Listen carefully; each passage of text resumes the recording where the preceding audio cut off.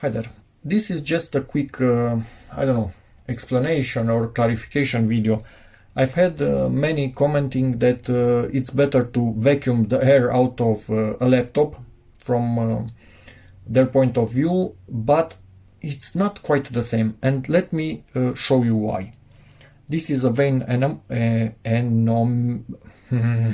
anemometer. Yep, hard to pronounce for me. It will show us the airspeed. Not pressure, not anything like that, just the airspeed at a certain distance. This is the inflation part of this pump, so it outputs air through here and it draws it through this. This is for deflation. This can also deflate. Same size orifices in both sides.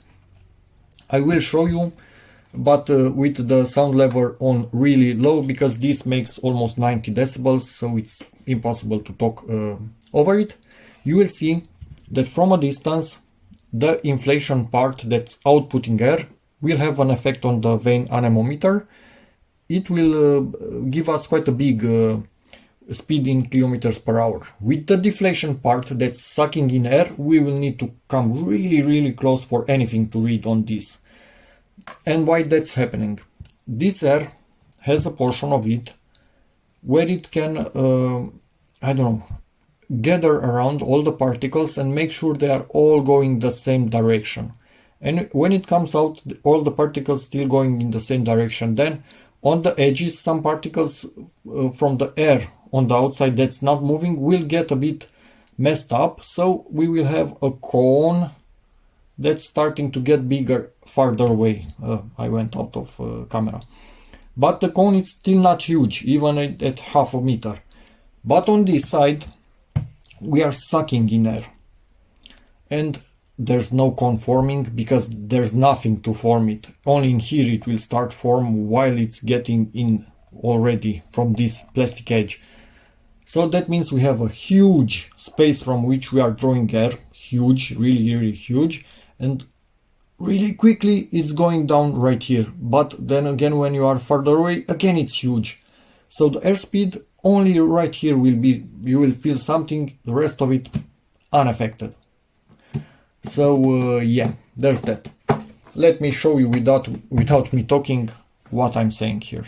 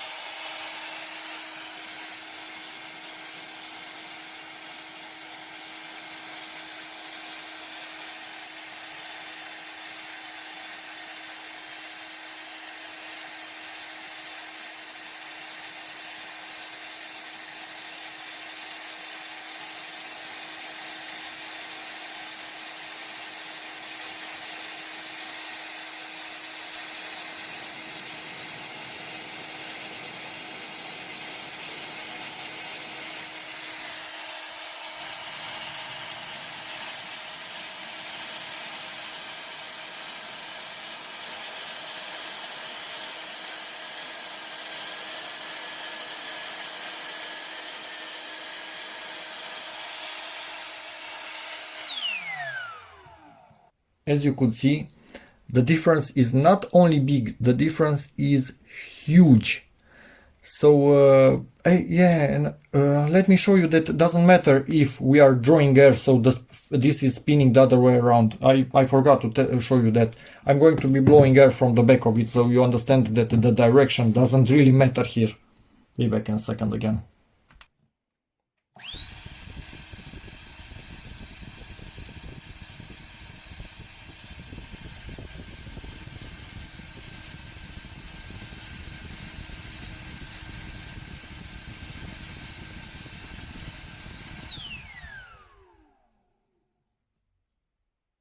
This reads in both directions. It does not care about the direction of the air. What that means, again, blowing air, it's much better. Yes, many say, no, the particles will get trapped inside the laptop. they get trapped even when the standard laptop fan is running, because they are drawn inside the laptop, but the airspeed is not big enough. Think about it like in a PC case. Dust will gather in it, but if you blow on it, you have much bigger chances of dislocating all the particles. And when you blow, like I show in the video, most of the dust will come out of all the crevices, because the air speed is big enough to make sure all the air, not all the particles, you will never get all of them, especially if you let your laptop have dust bunnies inside of it. Those are too big basically to come through vents, but sometimes they also come out. So depends on how lucky you are and depends on the size of the vents. But for me, in my opinion, I've had much greater success with blowing air inside and making the particles come out in laptops that you cannot open up because of warranty or because they are so well put together, well, anti-repair, if you like to hear the truth, that it's extremely hard to open. So I don't know, maybe you open it once in 5 years, but once a year you can just blow a bit of air through the vents to help the cooling perform a bit better before you bite the bullet, let's say like that, and you actually open it up. If you get it to a company to open it up, well, yes, you will pay and have fun, because sadly in this world many companies don't treat property like they should, and you will have missing screws, broken clips and stuff like that. I've seen it, I don't like it, I don't do it myself. I always try to make everything as good as I can, but many don't. So just wanted to put this to rest. Let me also show you some wind speed with the air can. Just want to mention some things. If you use something like this or a vacuum, because there are vacuums, I will link one that I have, for example, in the description, that can also suck air and output air, like this pump, but big, as in a vacuum cleaner. Be really careful, because many of them create static electricity which can fry components, so they are not good for computers. There are specialized tools, I will link a few randomly, I think, that you can buy, which make sure you don't create static to damage components. But in my opinion, for the random average user, something like this, compressed air is the easiest thing to use and the cheapest. Like DataVac, for example, it's quite expensive. It's a really good tool, but if you are an average user, it's expensive. You can buy, I don't know, 20, 30, maybe even more of this. So enough to be good for you for a lifetime. I think up until now, when working with computers, I bought maybe 10 of this. So maybe more, but not 40, that I can tell you for a fact. So now I can leave the sound on, because this doesn't make that much sound. But with this, be careful, because if you keep it on for too much, it will begin to blow humidity, basically actually air that has been compressed to liquid state, and it doesn't have time to get into the air state. It's not air, but I cannot find the term now. Anyway, the gas state, because it needs heat. So this will cool down a lot, but it doesn't get enough heat quickly enough to transform that into air again. So it will spit out humidity, and you don't want that in a laptop. So do it in short bursts. Make sure no humidity comes out. If it comes out by mistake, also make sure the laptop is off. But that's another thing. If humidity comes out and you don't have the battery plugged in, make sure there's no electricity basically in the laptop at all. If humidity and liquid comes out of this, leave the laptop a few good hours, or computer or whatever electronic it is, for the liquid to evaporate, to become a gas again. So anyway, enough rambling. Let me see a bit of wind speed with this. I have no idea what we'll get. Let's cover the sensor so you can actually see better the screen. This has its own video if you want to watch it. Also this has its own video. They are all on my channel. camera focus. Let me move to the camera. Let me force it to focus on that.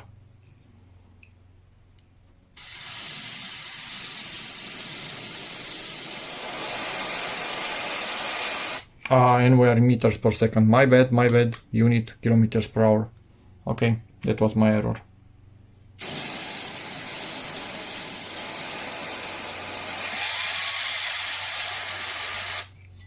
So you can clearly see that the closer you get to this, the higher the speed is.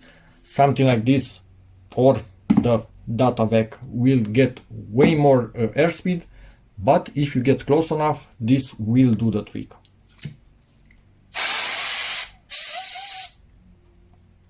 You can see there in kilometers per hour.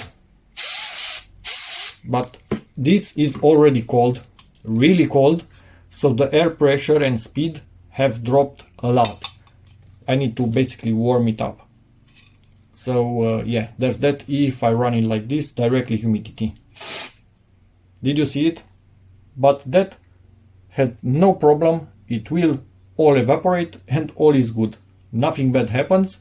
It cools it down quite quickly, but nothing else bad happens to it whatsoever.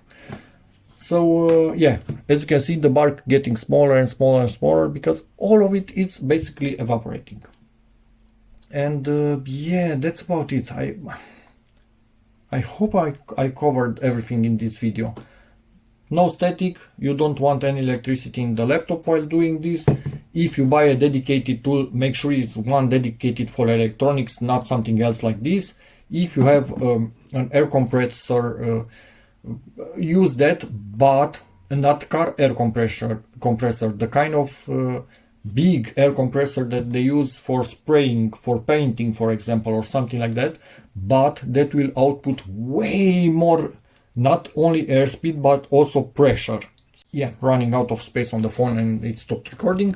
So that can damage internals in a laptop if you put too much pressure from too close of a distance. Yeah, run fully out of space. So recording cutouts. Hopefully I managed to make myself clear. So that's about it for this video. Yes, clearly best thing is to open up the laptop or computer or whatever electronic, but if that for any reason is hard to do, you can use something like this or a tool, not this one, again a dedicated tool for electronics. Camera focus please, to extend the life of your product until you will be able someday, who knows, to open it up. And yes, many say, hey, but what camera, are you focusing on something? What are you doing? Yes, but you will force the fan to spin in the opposite direction and you will fry the electronics. I have never ever had that happen. Doesn't really seem to be a thing. There are electronics and diodes inside of these fans that kind of protect exactly from that. But if you somehow manage to overdo it, extremely overspin them, yes, maybe, I don't know, a blade can crack or who knows what, but again, I have never ever had that happen or heard of it. Some say you can block the fan with something, with a toothpick, for example, but you risk damaging it with that toothpick, or the toothpick breaking and leaving stuff in there for you to have even more problems. So yeah, complicated scenario. But yeah, that's about it for the video. Hope it clears things up, in which case please give it a like, check out my other videos, and as always, see you in the next one. Bye. And again, this is compressed air.